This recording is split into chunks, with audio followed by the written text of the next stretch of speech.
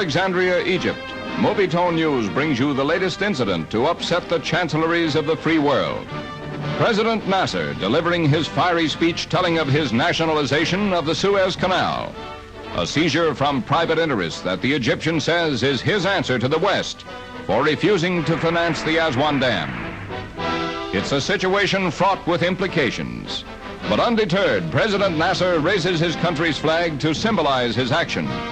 And although his followers hail him and carry him triumphantly on their shoulders, in London, Paris, and Washington, the fate of the strategic waterway causes grave concern. A lifeline between the East and West, the free world does not want it dependent on the Egyptian government, which sends U.S. Undersecretary of State Murphy to London, where he is interviewed on the crisis by British pressmen. Have you brought any plan with you for action against Egypt?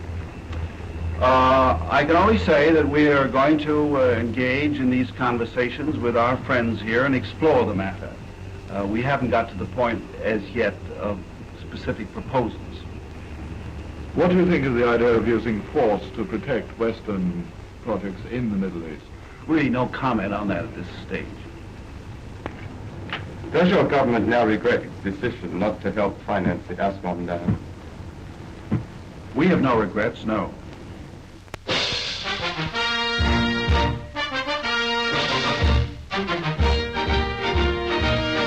Arriving in the Egyptian capital from Alexandria, where he proclaimed his seizure of the Suez Canal Company, President Nasser finds Cairo's population in a veritable nationalistic frenzy. An acclaiming multitude which escorts him like a hero to the presidential palace, where he delivers another fiery speech in answer to opposition to his provocative action. Action which brings U.S. Secretary of State Dulles flying to London, where the English wait in the rain to see another momentous conference get underway at 10 Downing Street.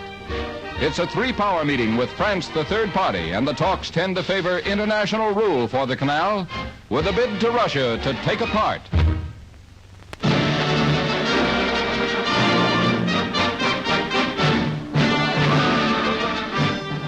In Cairo, President Nasser's top aide, Wing Commander Ali Sabri, explains Egypt's challenge to the West by its seizure of the Suez Canal, but pays no heed to protests as his country drafts plans for a general mobilization.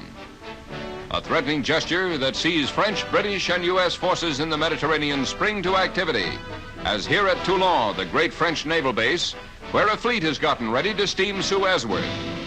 While in England, naval reservists converge on Plymouth to man 3 aircraft carriers that Britain is dispatching to the troubled waterway.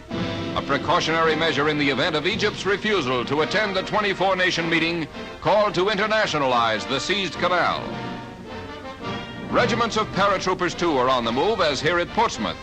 For each of the 3 British flat tops sailing to the Mediterranean will be loaded with these most modern of fighting units, as the West, challenged again, faces the facts.